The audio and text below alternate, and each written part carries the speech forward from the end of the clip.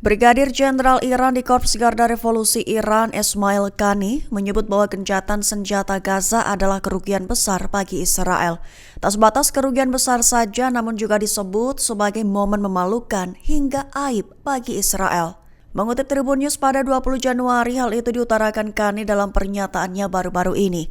Qani menekankan bahwa negosiasi terbaru yang mengarah pada gencatan senjata kali ini tidak berbeda secara signifikan dari putaran sebelumnya, khususnya yang diganggu oleh Israel pada pertengahan tahun 2024, di mana Israel gagal mendapatkan konsesi dari perlawanan. Diketahui sebagai bagian dari perjanjian gencatan, Israel diharuskan menarik diri dari seluruh Gaza memenuhi tuntutan lama dari Hamas. Dengan begitu, Ismail Qani menggambarkan gencatan senjata kali ini sebagai momen memalukan, aib, dan kerugian besar bagi pendudukan Israel.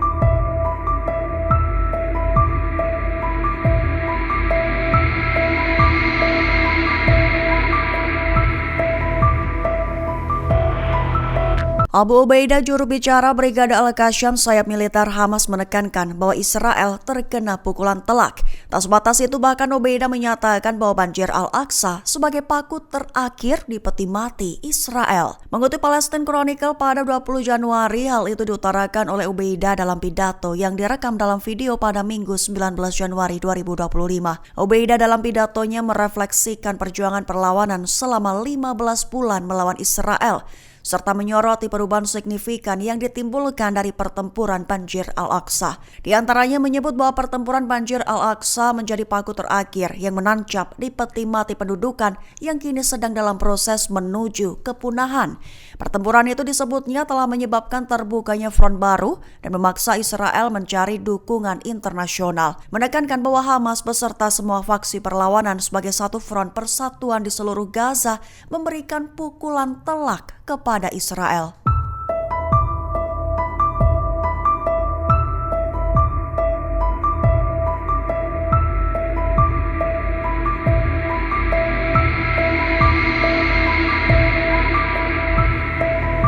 Ismail Qani, Komandan Pasukan Quds Iran di Korps Garda Revolusi Islam, menggambarkan gencatan senjata Gaza sebagai kekalahan bersejarah bagi Israel. Tak sebatas itu, Qani juga menyebutnya sebagai bukti kegagalan IDF mencapai tujuan di Gaza. Mengutip Palestine Chronicle pada 20 Januari, hal itu diutarakan oleh Qani dalam pernyataannya baru-baru ini. Qani menekankan bahwa negosiasi terbaru yang mengarah pada gencatan senjata kali ini tidak berbeda secara signifikan dari putaran sebelumnya, khususnya yang disebutnya diganggu oleh Israel pada pertengahan tahun 2024, di mana Israel gagal mendapatkan konsesi dari perlawanan. Dengan begitu, Qani menggambarkan bahwa gencatan Gaza kali ini sebagai momen memalukan, aib, dan kerugian terbesar bagi pendudukan Israel. Qani juga menyatakan bahwa setelah 15 bulan serangan gencar terhadap Gaza, Israel terpaksa menerima persyaratan dari perlawanan. Itu yang menurut Qani konsisten dengan tuntutan yang diajukan dalam negosiasi sebelumnya. Dan perlu diketahui, sebagai bagian dari perjanjian tersebut, Israel diharuskan menarik diri dari seluruh Gaza.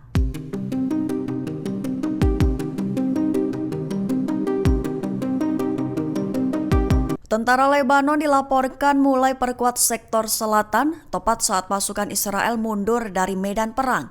Mengutip Al-Mayadin pada 20 Januari, hal itu diutarakan oleh Angkatan Darat Lebanon dalam pernyataan resminya pada 19 Januari 2025. Diumumkan bahwa unit-unit Angkatan Darat Lebanon terus memperkuat penempatan mereka di kota-kota di Lebanon, seperti Ain Ibel, Dibel, dan Remeish di sektor barat Lebanon Selatan, serta kota-kota Bin Jibel dan Ain Nata di sektor tengah, menyusul penarikan pasukan Israel. Selain itu, unit-unit khusus dilaporkan juga sudah melaksanakan survei teknik, membersihkan jalan, dan menyingkirkan puing-puing, serta menangani persenjataan yang belum meledak dan benda-benda mencurigakan yang ditinggalkan oleh militer Israel. Angkatan Darat Lebanon mengatakan bahwa operasi ini dilakukan dalam koordinasi dengan UNIFIL dan Komite Quintet yang mengawasi mekanisme perjanjian gencatan senjata.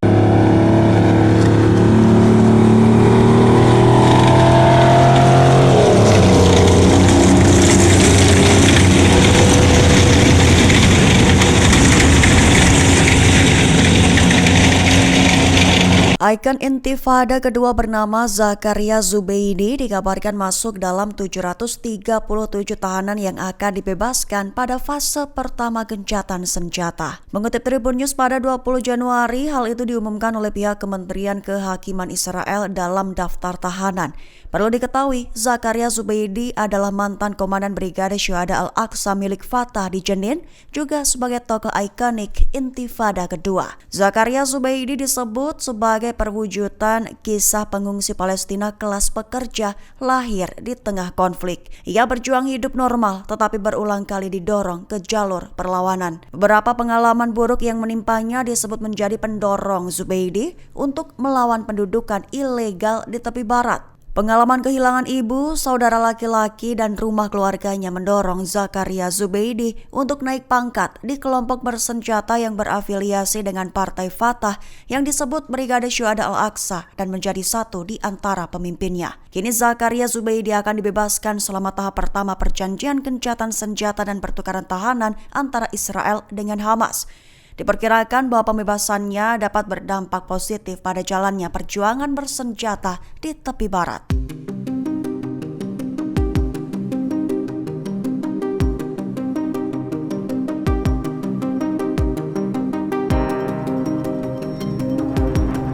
Warga Gaza dikabarkan telah mulai kembali ke rumah mereka seusai gencatan senjata dimulai. Suatu di antara warga yang kembali ke rumahnya mengatakan bahwa ini merupakan simbol kemenangan. Mengutip Tribun News pada 20 Januari, kepulangan warga Gaza itu akan dimulai seusai gencatan dikabarkan dimulai pada Minggu 19 Januari 2025.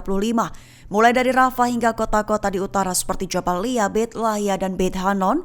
Keluarga-keluarga yang terpaksa meninggalkan rumah mereka kini berusaha kembali ke tempat tinggal yang telah menjadi puing-puing. Bahkan seorang warga mengungkap bahwa ini bukan sekedar pulang, namun juga sebagai simbol kemenangan dan ketahanan. Dijelaskannya bahwa aksi kendaraan militer Israel yang mundur menjadi simbol dari keberhasilan warga Gaza dalam mempertahankan diri. Sebagai informasi saja, gencatan senjata sempat tertunda karena Hamas belum menyerahkan daftar sandera. Namun setelah nama 3 tawanan yaitu Romy Gonan 24 tahun, Emily Damari 28 tahun, dan Doron Steinbrecher 31 tahun diserahkan, gencatan senjata pun resmi dimulai.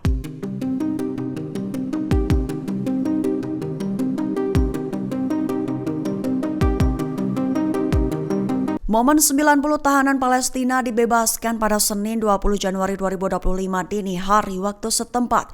Terlihat 2 bus berjendela gelap mulai meninggalkan penjara over di wilayah tepi barat yang diduduki. Mengutip Tribun News pada 20 Januari, kabar itu menurut laporan dari sumber utama Al-Mayadin dan The New Arab 20 Januari 2025. Lebih tepatnya, layanan penjara Israel mengumumkan pada Senin 20 Januari 2025 pagi bahwa ke-90 tahanan Palestina telah dibebaskan. Puluhan tahanan Palestina itu dibebaskan setelah penyerahan 3 tawanan wanita Israel oleh Hamas kepada Komite Palang Merah Internasional pada Minggu 19 Januari pagi waktu setempat. Menurut pernyataan yang dikeluarkan, semua tahanan yang dibebaskan itu adalah dari penjara Ovar dan pusat penahanan Yerusalem. Al-Mayadin melaporkan bahwa 2 bus dengan jendela gelap terlihat meninggalkan penjara Ovar di wilayah tepi barat yang diduduki pada Senin 20 Januari 2025 dini hari. Lalu bus-bus tersebut dilaporkan menuju kota terdekat yakni Beitunia. Di sana, warga Palestina telah berkumpul untuk menyambut para tahanan yang telah dibebaskan.